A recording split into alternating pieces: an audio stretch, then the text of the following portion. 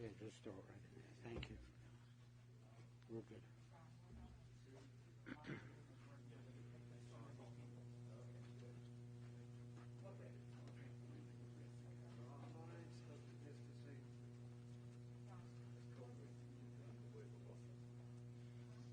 Do you have your phone set up? Yeah. Okay. You got social wipes? I got wipes here. Here's the one from the other room, Bart.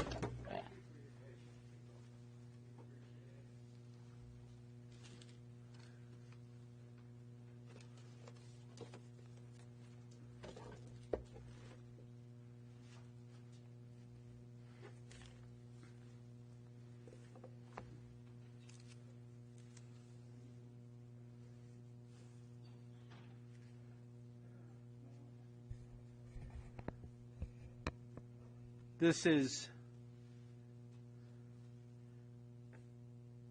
not the send-off that I think any of us had envisioned for Len, but I think if there is anyone who any of us knew who would have accepted this situation and dealt with it with wisdom and good humor and probably a couple of jokes and a few stories about the old days, it would have been Len Davis. In the words of Kohelet Ecclesiastes, a season is set for everything, a time for every experience on this earth, a time for dancing and a time for wailing, a time to give birth and a time for death, a time for speaking and a time for silence, a time for seeking and a time for letting go. We are at this moment, a time for letting go, for a beloved husband, father, grandfather, great-grandfather, brother, uncle, activist, and friend. Baruch atah Adonai Eloheinu melech olam dayan ha'emet. Praised are you, Adonai, our God, the righteous judge. As the prophet Job teaches us, Adonai natan, Adonai lakach, Yehi Shem Adonai mevorach. God has given, but now taken away. And still we praise God's name. Len Davis, son of Max and Frida, Aryeh ben Motel Ufreida,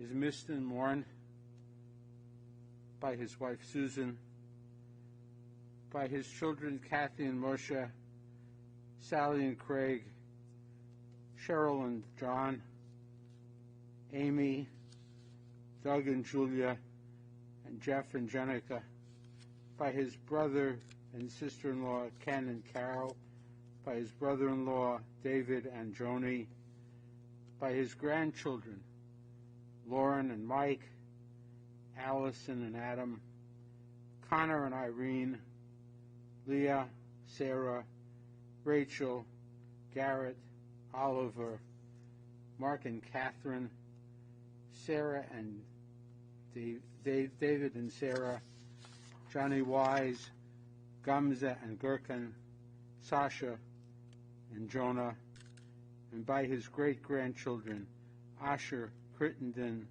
Winter, Oliver and Ireland, Nora and Arun, and by his nieces and nephews, Aaron and Holly, Brad, Ken and Cheryl, John and Leanne, by his former wife, Jean, and by all of us who were privileged to have known him and to have had Len cross into our lives. Mizmor David, Adonai Roi lo echzah, binoteshe yarbitzeni, amei menuchot yinahaleni. God is our shepherd, we shall not want. God causes us to lie down in green pastures. God leads us beside the still waters. God restores our soul and guides us in the right paths for the sake of the divine name. Even when, in moments such as this, when we walk in the valley of the shadow of death, we fear no evil. You, God, are with us. Your rod and staff comfort us. You set a table before us, even in the presence of our enemies. You anoint our heads with oil, and our cup runneth over. Ach tov v'chesed yirdafuni kol yemei chayai, v'shavti b'veit Adonai la'orech yamim. Surely goodness and mercy will follow us all of the days of our lives, and we will dwell in the house of the Lord forever. Again, Job teaches us there is no place and no replacing of a person of wisdom. There are places where we can mine silver or refine gold. Iron can be taken from the earth, copper smelted from a rock. But where can we find wisdom? Where is the source of our understanding? There is no replacing a person of true wisdom. Ben Sira writes, we are all destined to die. We share it with all who ever lived and all who ever will be. Mourn for the dead. Do not hide your grief or restrain yourselves. But remember that continuing sorrow is worse than death. When the dead are at rest, let their memory be a source of peace, and be consoled when the soul departs. Death is better than pain and eternal sickness. Let us not seek to understand what is too difficult for us, nor search for what is hidden from us, nor be preoccupied with what is beyond us, for we have already been shown far more than we can understand. As a drop of water in the sea is a grain of sand on the shore, or our few days in eternity. The good things in life last for a short time, but Len's good name will live with us forever. Sharing thoughts about Len and his life will be his brother-in-law Craig, son Doug, grandson Johnny, granddaughter Lauren, and finally his daughter Cheryl. Take a moment to wipe the podium.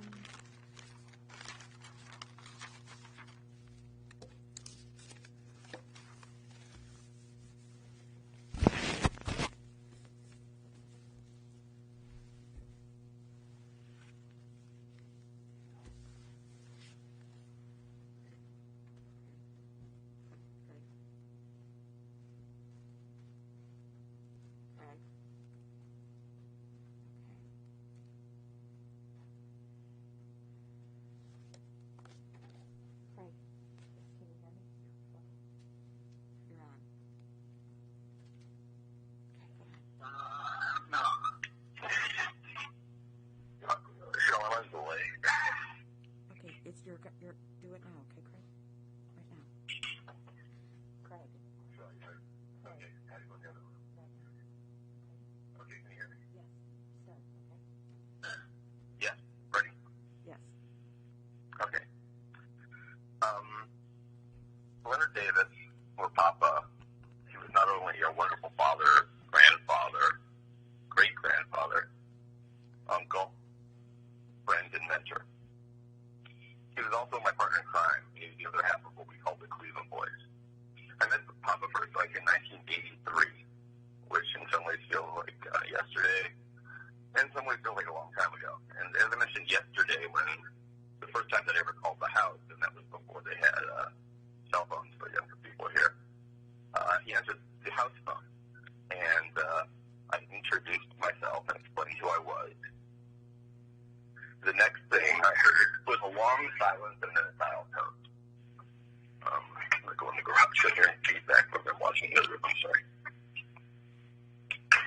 So when I first called the house and I asked for Sally, I did explain who I was, and there was a long silence on the phone, and then there was a dial tone.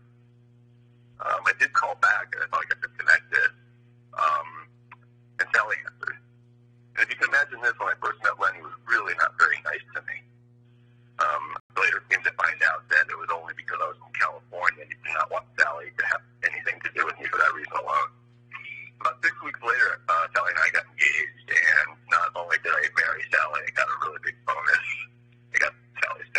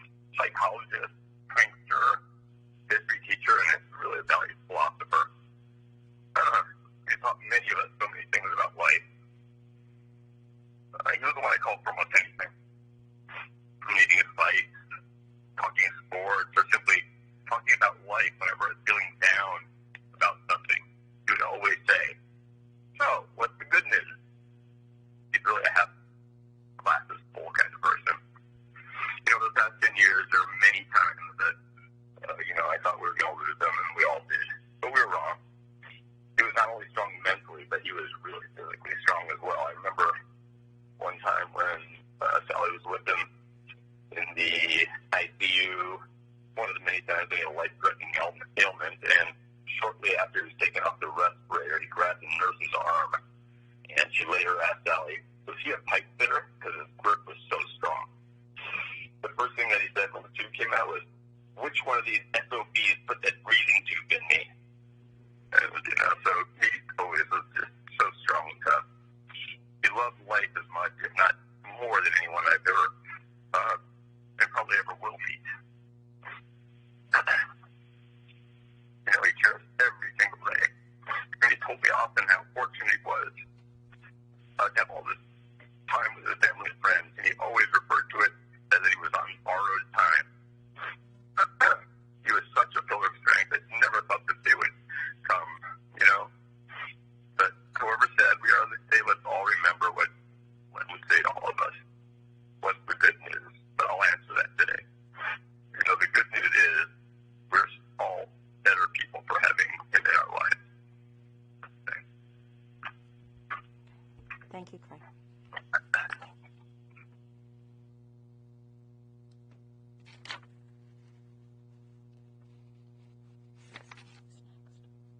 Johnny?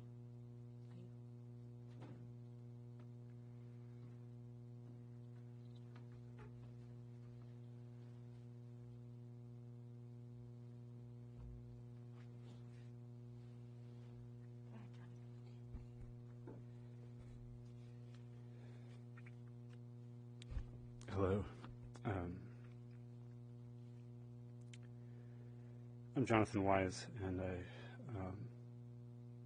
I'm Len's grandson on my dad's side. My dad is married to Len's dear daughter, Cheryl.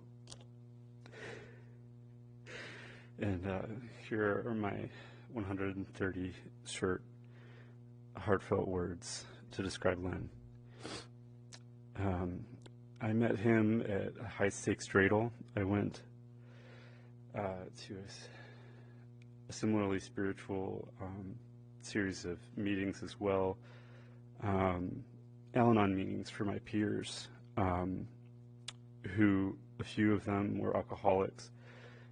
For a year I did this, and once in a while I would go back for other reasons. So I just want to, without getting deep, just express that he touched so many people's lives, and many of which I've never met, but I think it's so warming to see that he has touched everyone in this room so deeply. And anyway, he takes his spirituality and his political leadership, his influence, very seriously, and it's so inspiring to me. He sees them as one and the same, in my opinion, because he truly does represent unconditional and brightly burning love. Up to the end, I understand he was asking everyone how they were doing. His wise smile, new joy, was the only answer. So that mischievous grin was not poking pure fun at other people, but I see that it was coming from within, a sense of joy and aspiration to spread that joy. I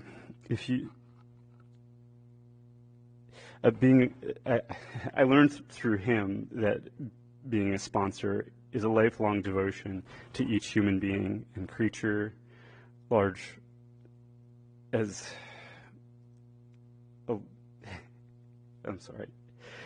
small. And he was so loyal to you,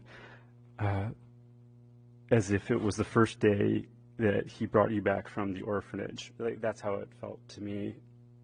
And every time I would speak with him, looking straight through you, straight into your eyes and into your soul, telling you exactly what you need, what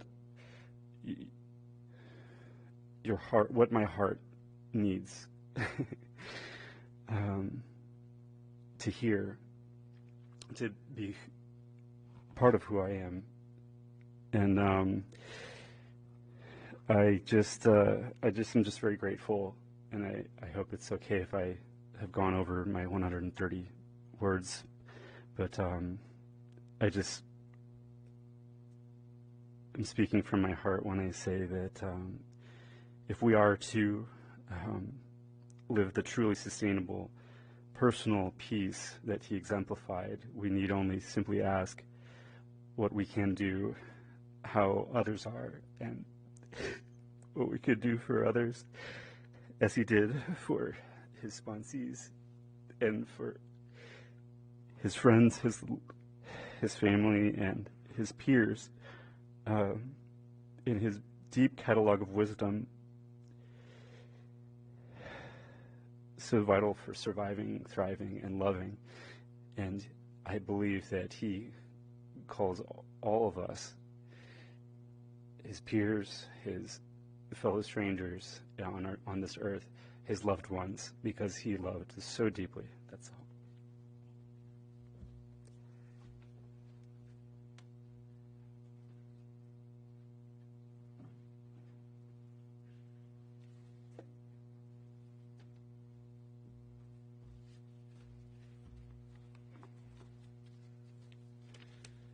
I have spoken in front of thousands of people before, but never struggled with writing something that was so important to me.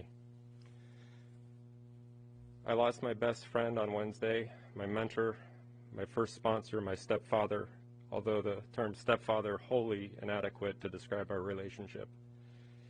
It describes something lesser than, when in fact it was so much more.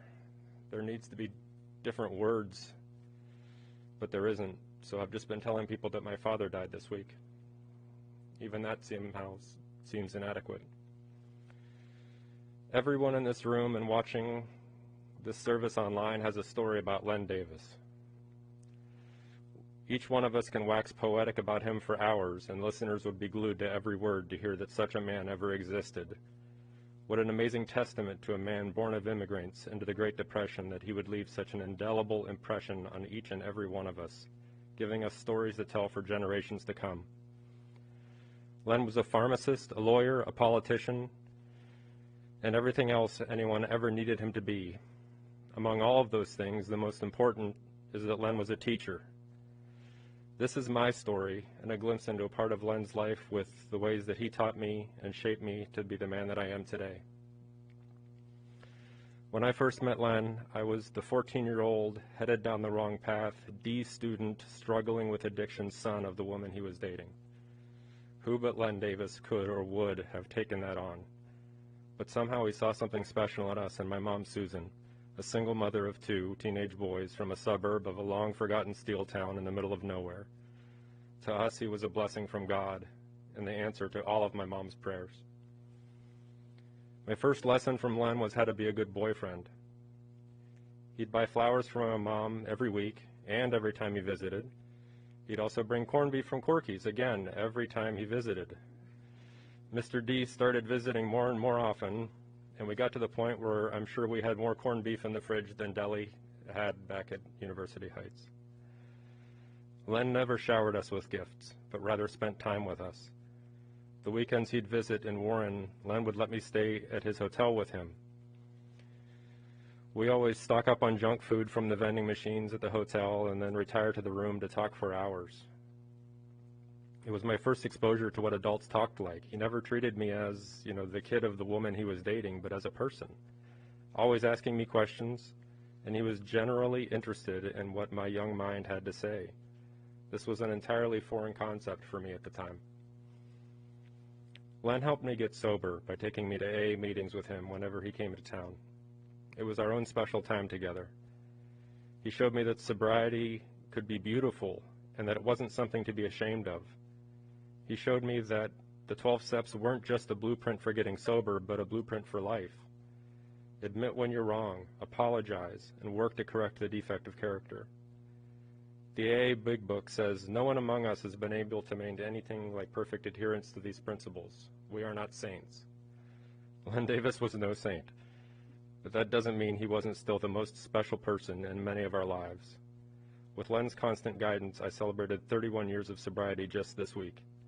He was always the first call I received every January 24th. A few short years later, he and my mom married and we moved out of Warren to Shaker Heights. There I learned compassion, empathy, and social responsibility from him, and by being in a school system that provided these values too. Jeff and I being in that environment was important to Len. It was exactly what we needed when we needed it, and true to his nature, he saw that that was what was best for us and did whatever it took to make things happen, even when it meant giving up the city council seat that he'd held for 16 years to make sure that we went to the best high school in Cleveland. When years later I married Angie, Len taught me how to be a husband, what to do, what not to do from his own experiences, how to treat my family unit with respect that it deserved. Family was so important to Len, in a way that I'd never known growing up, and I leaned on him often to have him show me how to make it the priority that it needed to be. Cherish any and all family gatherings, he'd say, and have them often. You never know when it's going to be the last time you'll all be together, and take lots of pictures.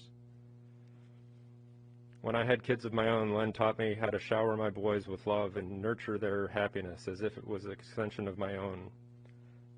Len would often say, a joy shared is a joy doubled. I was scared when Garrett was born because I'd never been a father before. He assured me that he'd been a father for more than 40 years and still didn't know the right way to do it sometimes. Back to the big book, though. Progress, not perfection. Garrett and Oliver spent many summer days with Papa under the reading tree in the backyard, hearing Papa tell tales of books and his own amazing life. They never left his house without a sucker, and he always did what he did with every one of his children and grandchildren. He taught them how to shave. When after 16 years my marriage with Angie didn't work out, he taught me that life does go on, to continue to treat Angie with respect and dignity, as she was still the mother of my beautiful children, and she gave them to me, so I should be eternally grateful. That one thing has helped most in my post-divorce life and has kept me and Angie strong friends and co-parents. It's a testament to his teachings and impact on all of our lives that Angie is at the hospital with my mom right now, holding her hand and helping her to get through this service and this day. That's what Len taught us. Be there for each other no matter the obstacle. This last 3 years since Julie and I have been together, Len has been teaching me how to be a stepfather for her beautiful boys. He always treated Jeff and I as if we were his children, and I didn't understand that was possible until I met Sasha and Jonah.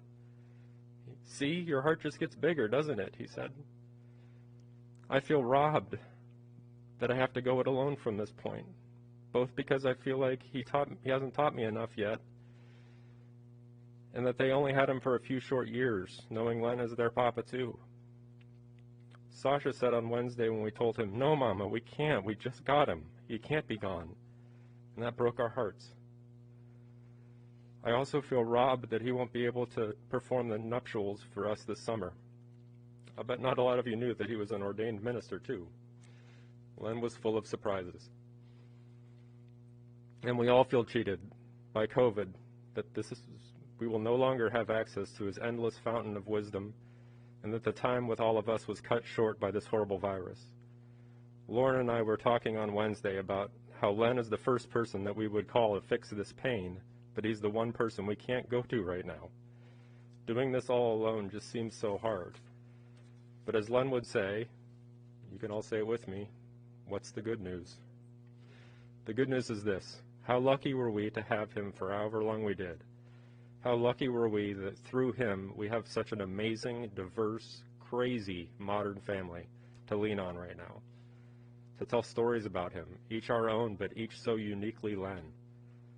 Len Davis is and always will be my favorite person I've ever met. He saved my life, and to that I owe him mine by continuing the things that he spent the last 32 years teaching me.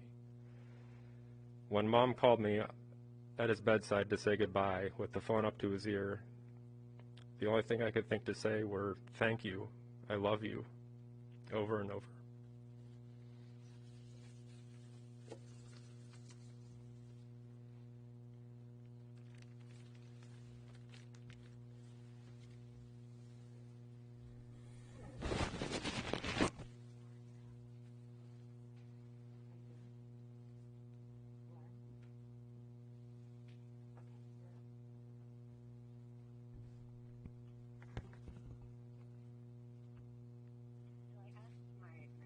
Mike, if I could just read the beautiful obituary he wrote, because it really summed up Papa perfectly. But I will supplement it with a few additional thoughts. I've never known a world without Papa. He was and always will be a constant presence in my life. For those who I've spoken with over the last couple of days, you'll be sick of hearing me say this, but Papa just had the mightiest soul. He didn't just fill a room, he owned the room and filled it with laughter and wisdom and kindness. And my cousin Allie and I were struggling to put words on how our Papa was different from other grandfathers. He wasn't just some old guy sitting quietly in an armchair with a blanket on his lap. In his later days, it's true that he actually was an old guy sitting in an armchair, but he was devouring news. He was collating what he thought was important and sharing it with his friends and family because he was always fired up. He wasn't just a grandfather. He was a loving force in nature in all of our lives. For those of us who had the distinct honor of knowing him all of or most of our lives, it's weird living in a world without him. But as Craig and Doug mentioned, and my cousin Connor evoked on a call yesterday, one of Papa's favorite mantras was, "What's the good news?" The good news for us is that Papa is not a man you can ever forget. He laughed loudly and loved deeply. His stories were epic. He didn't just tell jokes, he orchestrated elaborate capers. He didn't just listen to your problems, he analyzed them and then gave you very good advice. It will come as a surprise to absolutely nobody listening that Papa was a man of opinions. Strong opinions. Strong, unfiltered opinions that he shared with people of all ages, including me. He wanted to make sure his kids, grandkids, and nephews were ready to act on their beliefs at a young age. For those familiar with our relationship, you will know that I was an enthusiastic student of the Leonard Davis School of Politics. He made us believe anything was possible because families like ours came from nothing and fought like hell to get to where we are today. He made sure we understood the concept of equality. In fact, if I had to write a thesis to graduate from the Leonard Davis School of Politics, it would be about equality. Because to him, if one group was being marginalized, we could be next. He knew history was important, that our history was important, and he never let us forget where we came from. He was my absolute favorite debate partner. I think this is because we would somehow find ourselves debating an issue that we completely agreed about, but perhaps for different reasons. Ultimately, we would each walk away satisfied that we were both right. If there was one thing Papa loved more than talking politics, it was having fun. And Papa was the most fun. When we hung out with our grandfather, we weren't exactly sitting around watching cartoons all day. We were out on the boat, launching water balloons from the end of the dock at unsuspecting people.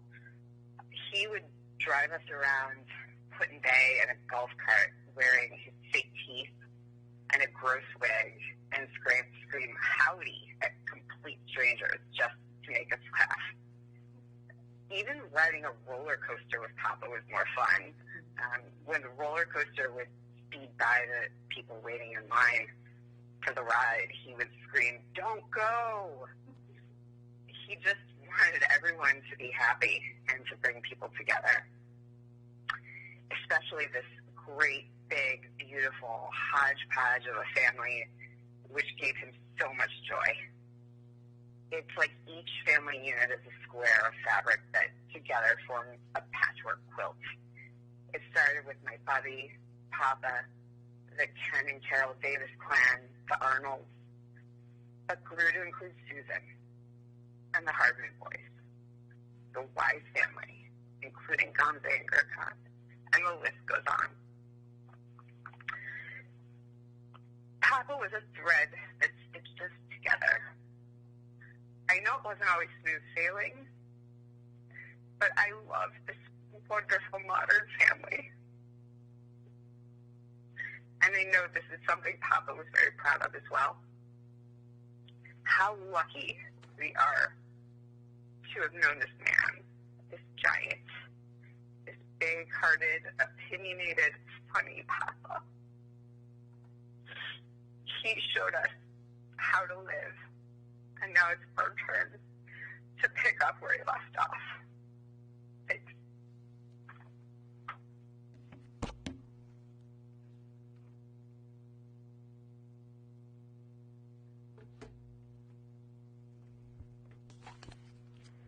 Thank you. Thank you, Lauren, and everybody who has spoken today. You've heard many poignant memories about a man affectionately known by many names. To us, he was still Daddy. We were incredibly lucky to have him in our lives long after his many expiration dates had passed. He fought back countless times because he had more life to live, new people to welcome into the family, more memories to create, and more lessons to impart.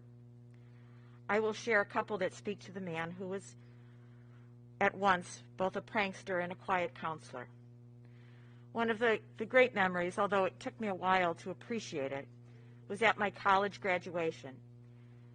It was a steamy Boston summer afternoon when one of my classmates tapped me on the shoulder. "Hey, look at that guy in the back making hats." I slid down in my chair praying that that man was not my father. But of course, there he was, holding court, showing a gaggle of parents and other guests the fine points of creating a sun hat out of the college newspaper. Or the time, and I think this happened more than once, that he was stopped by the Chautauqua sheriff for speeding on his jet ski.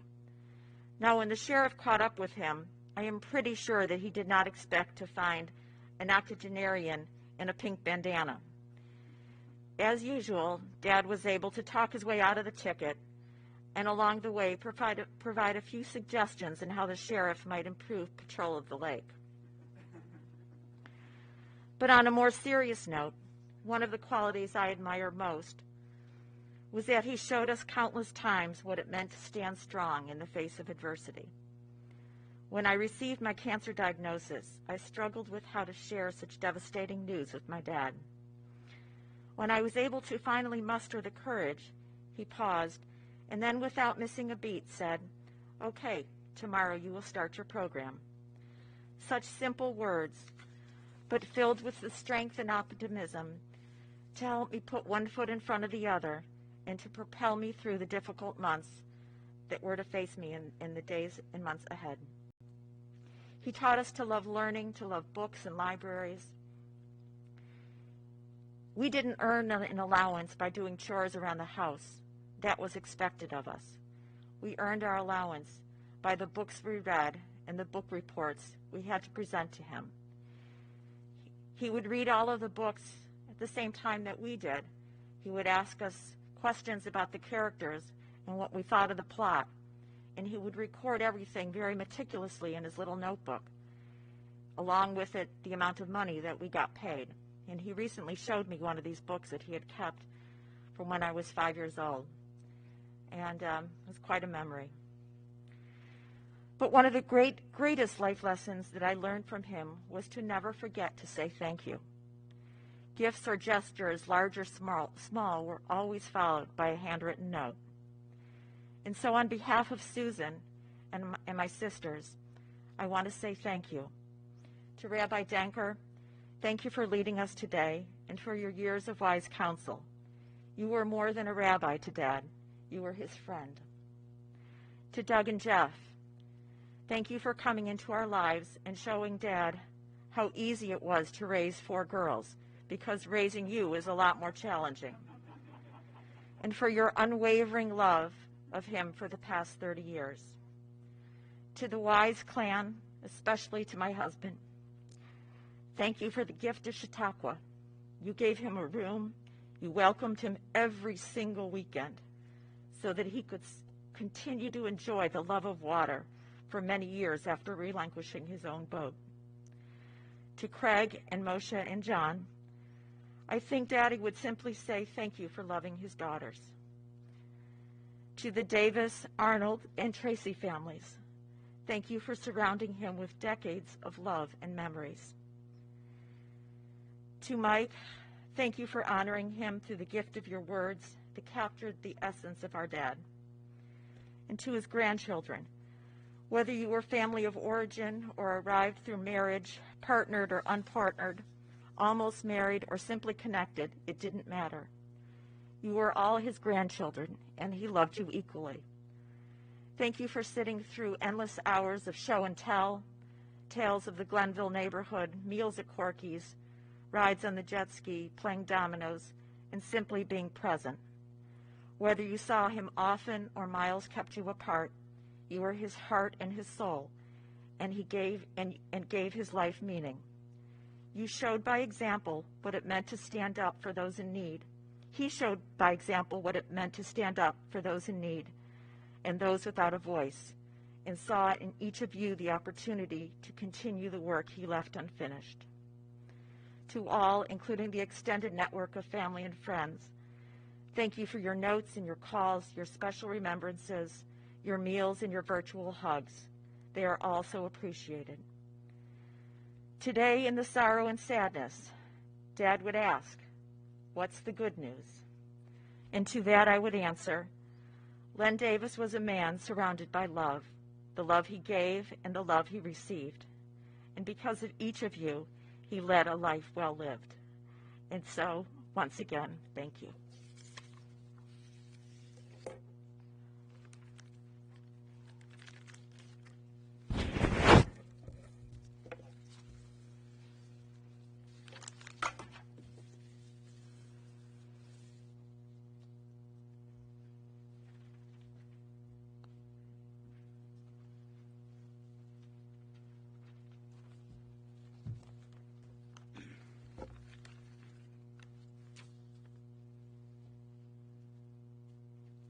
Almighty God, divine source of life, send comfort to your children who grieve. They are overcome by the pain and the loss of their dear husband, father, grandfather, great-grandfather, brother, uncle. Help them to meet grief with courage, to face sorrow undaunted. Help them to treasure what is now theirs because Len had lived. Should despair threaten or faith falter, sustain us, O God, for you are our refuge and our strength. You are our ever-present help in troubled times. And let us say, Amen. You've heard from Len's family. And now from his friend and rabbi. Len was born here in Cleveland, as we know, in a neighborhood that was, shall we say, not exactly wealthy. His own activism was sparked, in his own words, by the example set by his late parents, Max and Frida. Len talked about how his parents, struggling to make it in the Depression, nevertheless had time for political activism, organizing, and instilling in him a left-wing kind of politics. And Len was an unabashed and unapologetic lefty socialist activist. As we know, he was a wonderful raconteur. We all enjoyed and loved his stories. His opinions expressed on issues, and the fact, as one of the family members said yesterday, he could easily slip from a deep conversation in political philosophy to what might be termed rude jokes. and go back and forth from one to the other. He always improved the lives of everyone he was around because he believed. He believed in his political ideals. He believed in the Cleveland metropolitan area. He believed in the Browns and attended their first home game in 1946. And his work with AA and as a counselor and sponsor, as well as his 50 years of volunteering with the Legal Aid Society, showed his belief in the redemption and the value of his fellow human beings. Len graduated from Glenville High School in 1949. He played football and he played the trumpet. He took his pharmacy studies at Ohio Northern, spent 2 years in the Army, was co-owner and operator of Leader Drugs, which at the time was the largest independent drugstore operation in the state of Ohio. And as we all know, went on to Cleveland Marshall Law School, where he went into the medical malpractice part of law, carrying concern for all of his clients. As he said to me once, he was able to put together his interest in medicine and his training with his legal training. As we know, he loved water sports, including those red shorts, which apparently attracted the attention of the police. He spent, as you heard, 16 years on the University Heights, Cleveland City Council. Susan talks about him as the best husband she could ever have. Was great and is grateful for how long she had him for herself as well as for her children. Ken was supposed to speak, and he talked about how they were brothers who shared everything, and how Len was the babysitter and the caregiver for him when they were children. You've heard from his children and grandchildren, but they will now miss his strong arms holding them, although they will still be held by his spirit, by his emotional strength, his wisdom, his example of being willing to run out or fly out to you wherever he needed you. His own daughters became introduced to politics because when there was no babysitter available, Len would take them along to political events, which in those days often meant simply stuffing and stamping envelopes. He was a true and treasured public servant, attorney, father, grandfather, great-grandfather. He was the most important person to many of us. Len has been a member of Temple Emmanuel for almost all of the congregation's existence. As you know, he established the Max and Frida Davis Tikkun Olam Award, to which donations have been suggested by the family. He touched everybody he came in contact with at our congregation, including me. Our current president, who really didn't know Len that well or for that long, when he heard of Len's decline in the last week, he said, I only met the guy a couple of times, but I felt really connected to him. I felt like he was my pal and my friend and someone who we could rely on. And that he certainly was. I think Len and I connected, if I may have a personal moment, because like Len, I had a history, although not as far back or as long as his, in political activities. And so when we'd meet for lunch and sit and talk about politics, he would regale me with stories about old-time politics in Cleveland, and I occasionally would have a chance to regale him. I hope I regaled him with not so old times, but politics in New York, and we had that kind of a connection.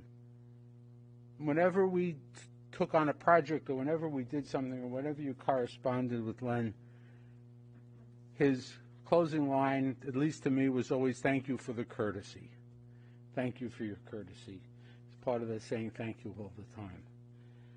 And so, what can we say to Len, about Len? We all carry our memories of him with us. There are those pictures that he left behind, some of which are going with him. And this has been mentioned a couple times already today. At these horrible moments, Len would say, "What was the good news?" And as we already heard, Len, the good news right now is that we had you, and we were able to be with you and love you and learn from you. Len leaves a wonderful, wonderful legacy, not just in the community, but to his family and to all of us who were privileged and blessed to have known this truly remarkable and splendid human being. May his soul rest in peace. Please rise.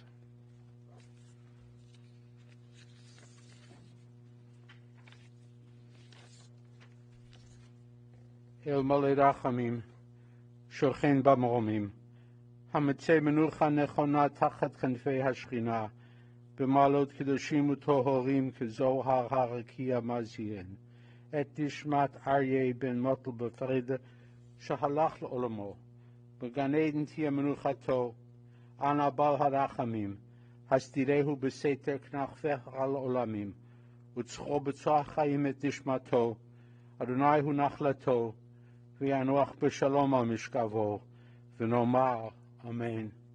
Exalted and compassionate God, grant infinite rest in your sheltering presence among the holy and the pure to the soul of Leonard, son of Max and Freda. He has now gone to his eternal home.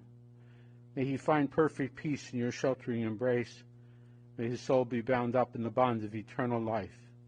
May he now rest in peace. And we say, Amen. Thank you. You may. Waiting for our funeral director to get here.